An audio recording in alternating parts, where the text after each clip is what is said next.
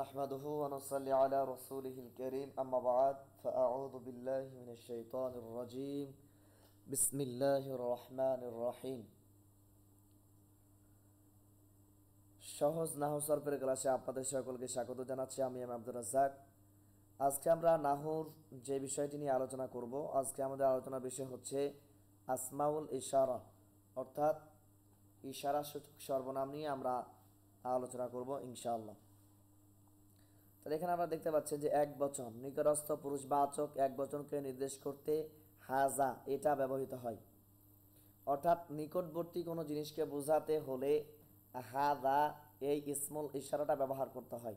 যেমন দেখেন, হাদা বাইতুন এটা একটি বাড়ি, হাদা বাইতুন এটা একটি বাড়ি, কিন্তু এটা বা এটি বা ইহা হবে যখন হাজা এর পরে এসএমটা নাকেরা হবে, অর্থাৎ সেটা মারেফা হবে না। যদি সেটা মারেফা হয় তখন আপনার এইটি বা এই এই এই ধরনের অর্থ আসবে, যেমন হাদ আল বাইতু এই বাড়িটি। আমার কথা কি বুঝতে পারছেন আপনারা? নিকটবর্তী পুরুষবাচক যদি কোনো বস্তুকে বোঝায় সেক্ষেত্রে হাদা ব্যবহার করতে হবে। আর হাদার পরে যে এসএমটা আসে, এসএমটা যদি আলিফ লাম বিশিষ্ট হয় তাহলে এই অর্থ আসবে, আর যদি আলিফ লাম বিশিষ্ট না হয় তাহলে সেই ক্ষেত্রে এটা বা ইহা বা মানুষের ক্ষেত্রে ইনি এই ধরনের অর্থ আসবে। তো এরপরে আপনারা লক্ষ্য করুন যে হাদা জিদারুন এটা একটি দেওয়াল বা ইহা একটি দেওয়াল, হাদাল জিদারু এই দেওয়ালটি। তাহলে মূলত যখন এরকম সম্পর্ক হবে যে এই ইসমুল ইশারাগুলা শুধু এখানে হাদা না, এখানে যতগুলো আমরা ইসমুল ইশারা পড়ব, অর্থাৎ যে রূপগুলো আছে এই রূপগুলোর পরে যদি এসএমটা নাকেরা হয়, কি হয়? নাকেরা হয়। নাকেরা হলে এই এসএমটি সবসময় খবর হবে, আর এখানে যে এই যে ইসমুল ইশারাটি এটি মুবতাদা হবে। আর এখানে আরেকটা জিনিস লক্ষ্য করবেন যে যদি এই ইসমুল ইশারা এর পরে যদি আলিফ লাম বিশিষ্ট এসএম হয়, কি বললাম? আলিফ লাম বিশিষ্ট এসএম হয়, সেই ক্ষেত্রে এটাকে বলা হবে ইসমুল ইশারা আর এটাকে বলা হবে মুসারুন ইলাই। আমার কথা কি বুঝতে পারছেন? এটা হচ্ছে তারকিবের একটা নিয়ম আর কি, যে এটাকে বলা হবে ইসমুল ইশারা হাদাকে, আর তার পরবর্তী ইসমে মারেফাটাকে বলা হবে যে অফল। তাহলে আলিফ লাম বিশিষ্ট ইসমটাকে বলা হবে মুশারুন ইলাই। তো এটা তারকিব করার ক্ষেত্রে আরও নিয়ম ফলো করা যায়, যে হাদাটাকে মাউসুফ ধরা যায় আর আল বাইতুকে সিফাত ধরা যায়। তো এইভাবে অনেক ধরনের তারকিব করা যায়, এটা আমরা পরে আলোচনা করব। এখন শুধু আমরা জাস্ট এতটুকু বুঝতে পেরেছি কিনা?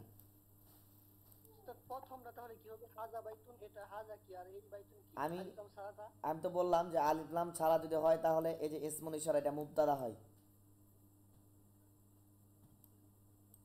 মুবতাদা হয়, এবং এখানে যে এসএমটা আছে আলিফ লাম ছাড়া এটা খবর হবে। কি হবে? খবর হবে। মুবতাদা খবর মানে জুমলাতুন ইসমিয়া হবে। বুঝতে পারছেন? এটা আমরা আরো ক্লিয়ার হবো সামনের ক্লাসে, যখন আমাদের মুবতাদা খবর সম্পর্কে আলোচনা আসবে তখন আমরা বিষয়টা ক্লিয়ার হয়ে যাবে ইনশাআল্লাহ।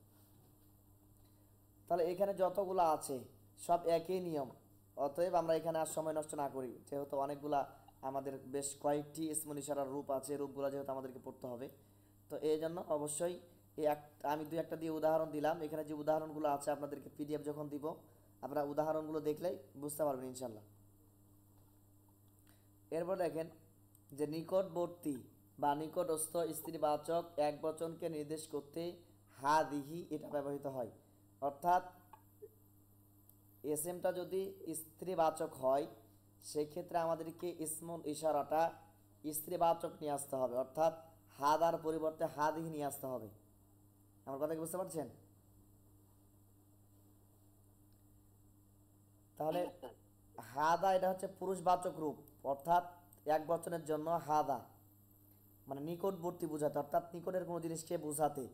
আর হাদি হচ্ছে যে স্ত্রীদের ক্ষেত্রে ব্যবহার হবে। তো স্ত্রীর ক্ষেত্রে যে হাদিহি ব্যবহার হবে, এটা হচ্ছে তার আরেকটা রূপ। এই রূপগুলো হচ্ছে আমাদের মূল আলোচনার বিষয়।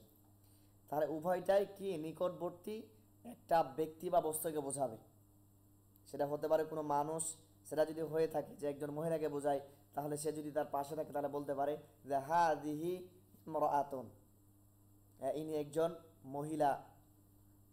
বা এখানে আপনি বলতে পারেন যে হাদিহি বিনতুন, ইনি বোন। এখন যদি আপনি বলতে পারেন যে হাদিহি বিনতি, ইনি আমার বোন।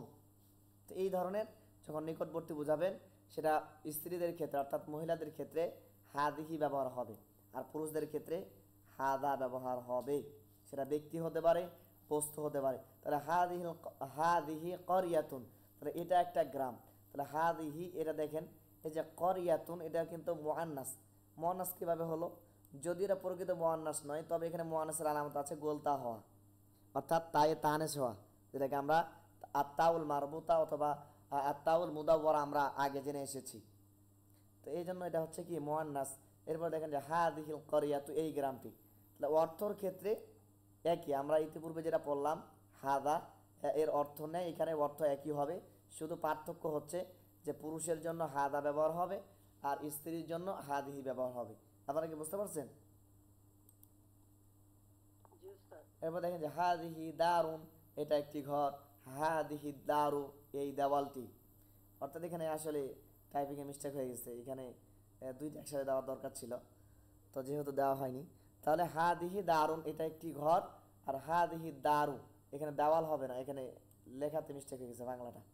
তাহলে এই ঘরটি, তাহলে কি হবে? এই ঘরটি, দেওয়ালটি না, এটা মিস্টেক হয়ে গেছে, এটা আপনারা ক্ষমা দৃষ্টিতে দেখবেন।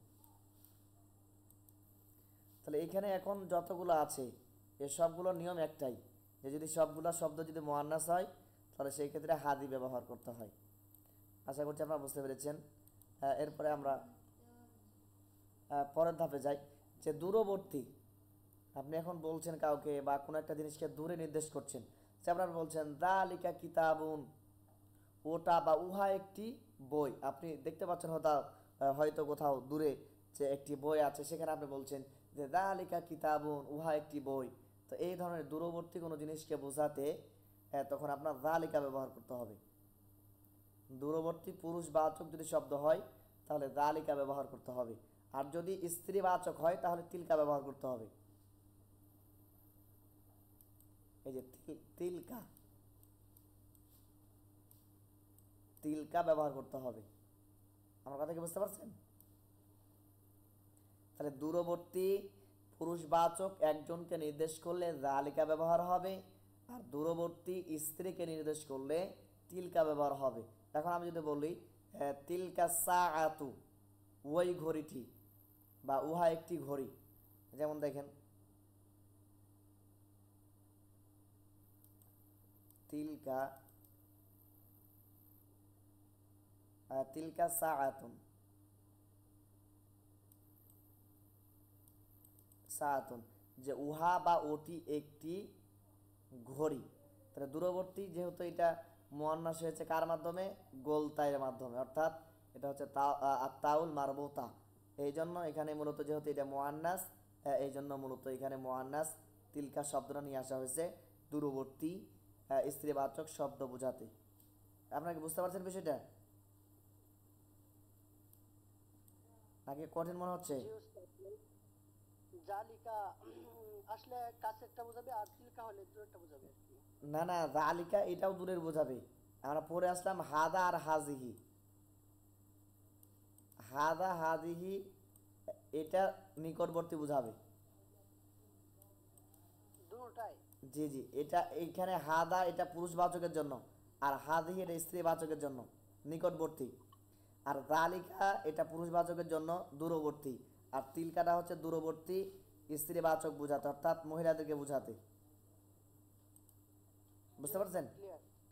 জালিকা তিলকা হচ্ছে দূরবর্তী বোঝানোর জন্য, আর হাদা হাদি হচ্ছে নিকটবর্তী বোঝানোর জন্য। কথা কি আমার বুঝতে ভাগ পারছেন? করে দেওয়া আছে মুযাক্কার মুয়ান্নাসের জন্য, জালিকা মুযাক্কারের জন্য আর তিলকা মুয়ান্নাসের জন্য, জি হাযা জি মুয়ান্নাসের মুযাক্কারের জন্য আর হাযি মুয়ান্নাসের জন্য। জি জি জি, মাশাআল্লাহ, আলহামদুলিল্লাহ। তাহলে আশা করছি বুঝতে পেরেছেন। তাহলে এখানে উদাহরণগুলোর মাধ্যমে আমরা এটা দেখতে পেলাম। আবার সবগুলো একসাথে আসছে, চিন্তার কোনো কারণ নাই। এখানে শুধু বোঝানোর জন্য ভেঙে ভেঙে দিচ্ছে আর কি। এটা আপনারা বুঝতে পারছেন সবাই? তাহলে যে যালিকা বাইতুন, ওটা একটি বাড়ি, যালিকাল বাইতু, ওই বাড়িটি। আমরা প্রথম নিয়মে যেভাবে পড়ে আসলাম ওই একই নিয়ম এগুলো সবগুলাই। যে এরপরে যদি আলিফ লাম বিশিষ্ট হয় তাহলে সেটা ইসমুল ইশারা মুশারুল ইলাইহি হবে, যেমন এখানে আলিফ লাম বিশিষ্ট আছে। আর যদি আলিফ লাম বিশিষ্ট না হয় তাহলে সেই ক্ষেত্রে এটা হবে মুবতাদা আর এটা হবে খবারু। মুবতাদা খবরে জুমলাতুন ইসমিয়া হবে। এটা না বুঝলেও সমস্যা নাই, শুধু এতটুকু মনে রাখেন যে আলিফ লাম থাকলে ইসমুল ইশারা মুশারুল ইলাইহি হবে, এতটুকু মনে রাখতে পারলে হবে। এরপরে আমরা পরের ধাপে যাই। যেটা পড়ে আসলাম, যে দেখেন এখানে তিলকা জান্নাতুন, তিলকাল জান্নাতু একই, এটা আমরা পড়ে আসলাম। এরপরে আসেন যে দ্বিবচন, হাদা এর দ্বিবচন দেখেন, যে নিকটবর্তী হাদা যেটা পুরুষের জন্য ব্যবহার করা হয়, এর দ্বিবচন হচ্ছে হাদানে। হাদানে, তারা নিকটবর্তী যদি একজন পুরুষকে বোঝায়, দুইজন পুরুষকে বোঝায়, অর্থাৎ তাসনিয়া হয়, দ্বিবচন হয়, সেই ক্ষেত্রে তখন সেটা হাদান এই রূপে আসে। এই যে রূপটা আপনারা দেখতে পাচ্ছেন এই রূপে আসে। তাহলে এই দুইটি অর্থ আসে। যেমন দেখেন যে হাদানে বাইতানে, এই দুইটি বাড়ি, হাদানিল বাইতানে, এই বাড়ি দুইটি। বুঝতে পারছেন?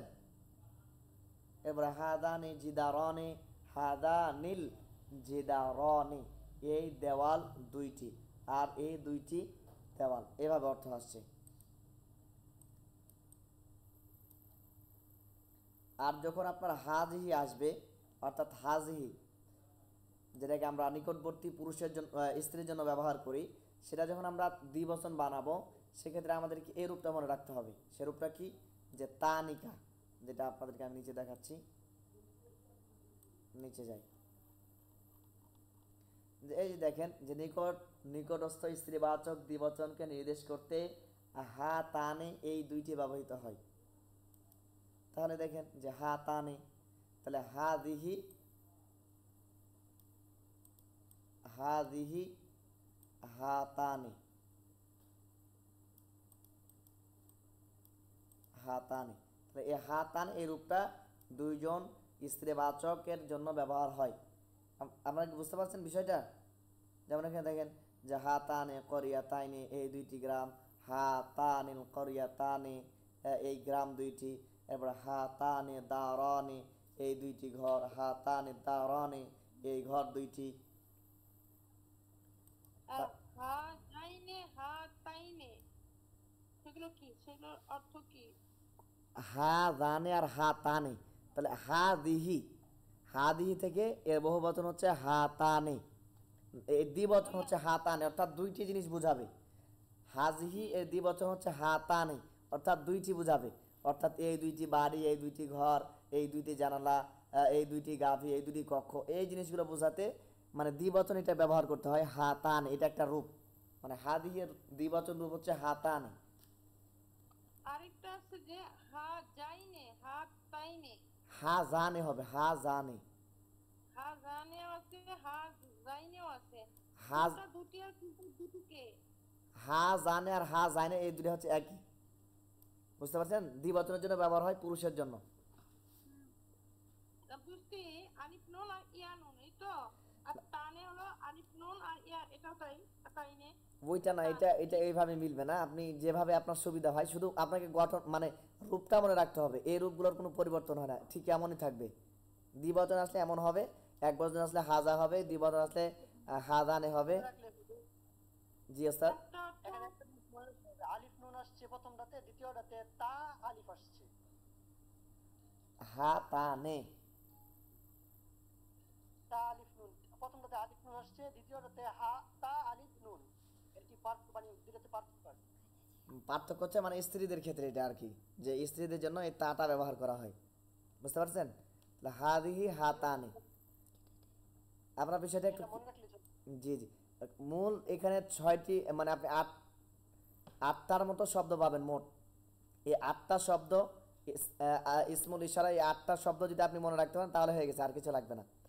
তাহলে হাদিহি এর দ্বিবচন রূপ হচ্ছে হাতানে।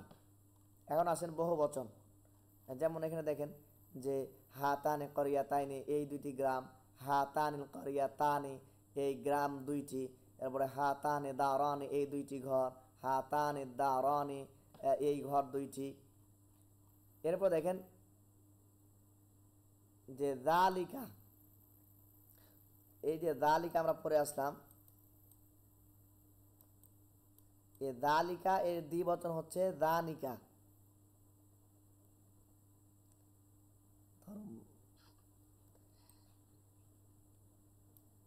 তাহলে এখানে যালিকা এর দ্বিবচন রূপ হচ্ছে যানিকা, অর্থাৎ দূরবর্তী বস্তুকে বোঝাতে দ্বিবচন বোঝাতে এটা ব্যবহার হয়। যানিকা বাইতানে ওই দুইটি বাড়ি, যানিকাল বাইতানে ওই ঘর দুইটি বা ওই বাড়ি দুইটি। এরপরে যানিকা জিদারানে ওই দুইটি দেওয়াল, যানিকাল জিদারানে ওই দেওয়াল দুইটি। আপনারা একটু খালি রূপগুলো মনে রাখেন, আমি সামনে এই রূপগুলা বিস্তারিত আলোচনা করছি আরো। এরপর দেখেন যে তিলকা, এই তিলকার দ্বিবচন রূপ হচ্ছে তানিকা। তা তিলকা আমরা পরে আসলাম,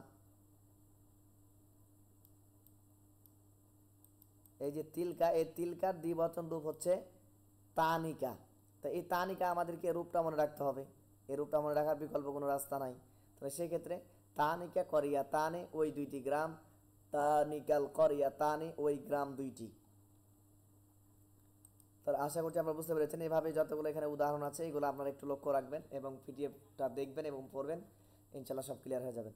আর বহুবচনের ক্ষেত্রে এই যে হাদা যেটা পড়লাম আমরা, পুরুষবাচক এবং স্ত্রীবাচক, হাজিহি এ উভয়ের জন্য বহুবচন হচ্ছে হা উলাই, মানে নিকটবর্তী বহুবচন বোঝাতে হা উলাই ব্যবহার হয়। বুঝতে পারছেন? দুইটার জন্যই, যে দুইটার জন্যই, এটা পুরুষ এবং স্ত্রী উভয়ের জন্য। যেমন এখানে দেখেন, লক্ষ্য করেন যে হা উলা ই মুসলিমুনা এরা কয়েকজন মুসলিম। এরপর দেখেন যে হা উলা ই মুসলিমাতুন এরা কয়েকজন নারী মুসলিম, অর্থাৎ মুসলিম নারী। তো দেখেন উভয়ের জন্য ব্যবহার হচ্ছে। তাহলে হাদা নিকটবর্তী এবং হাদিহি এর জন্য মূলত হা উলাই এই ইসমুল ইশারাটা ব্যবহার হয় বহুবচন হিসাবে। এরপরে আসেন যে দূরবর্তী, আর দূরবর্তী পুরুষ ও স্ত্রীবাচক বহুবচন নির্দেশ করতে উলাইকা ব্যবহার হয়। যেমন দেখেন যে উলাইকা মুমিনুনা ওই কয়েকজন পুরুষ বিশ্বাসী, উলাইকা মুমিনাতুন ওই কয়েকজন নারী বিশ্বাসী। তাহলে আশা করছি বুঝতে পেরেছেন। এখন আসেন আমরা মূল আমাদের রূপে যাই। সেটা হচ্ছে যেখানে দেখেন যে এই যে হাদা, এভাবে আপনি মুখস্থ করবেন। এখানে যে কয়েকটা আছে এই কয়েকটা আপনি মুখস্থ করবেন। এই যে হাদা, হাদানে, হা উলাই, হাদিহি, হাতানে, হা উলাই, এরপর যালিকা, যানিকা, উলাইকা, তিলকা, তানিকা, উলাইকা। বুঝতে পারছেন? জি উস্তাদ। বিষয়টা একটু অবগত করেন, এটা মুখস্থ করতে হবে। আপনি বুঝেন আর না বুঝেন, এটা মুখস্থ করতে পারলে হবে। আর এবং এটা এইগুলোকে বলা হয় ইসমুল ইশারা। এগুলোকে কি বলা হয়? ইশারা সূচক সর্বনাম বলা হয় বাংলাতে, আর আরবিতে হচ্ছে ইসমুল ইশারা। তাহলে এই হাদা এর দ্বিবচন রূপ হচ্ছে হাদানে, আর বহুবচন রূপ হচ্ছে হা উলাই। হাদিহি এর দ্বিবচন রূপ হচ্ছে হাতানে। মানে এগুলো এই প্রথমের যেই দুটা দেখলাম এই দুটা কিন্তু পুরুষের জন্য ব্যবহার হবে, আর নিচের এই যে দুইটা এই দুটা স্ত্রীর জন্য ব্যবহার হবে। অর্থাৎ নিকটবর্তী পুরুষ এবং স্ত্রীকে বোঝাতে এই যে এখানে পাঁচটা দেখছেন এই পাঁচটা ব্যবহার হবে, এবং এই পাঁচটার মধ্যে এটা উভয় হিসাবে পুরুষ এবং মহিলা উভয়ের জন্য আসবে নিকটবর্তী। আর দূরবর্তী বোঝাতে অর্থাৎ দূরের জিনিস বোঝাতে যালিকা, যানিকা পুরুষের জন্য, আর তিলকা, তানিকা স্ত্রীদের জন্য, এবং এই যে উলাইকা উভয়ের জন্য ব্যবহার হবে, পুরুষ এবং স্ত্রী উভয়ের জন্য ব্যবহার হবে। এখন আপনার বিষয়টা ক্লিয়ার হয়েছে কিনা একটু কষ্ট করে জানান। জি উস্তাদ। Yes. আফিফ আব্দুল্লাহ বুঝতে পারছো?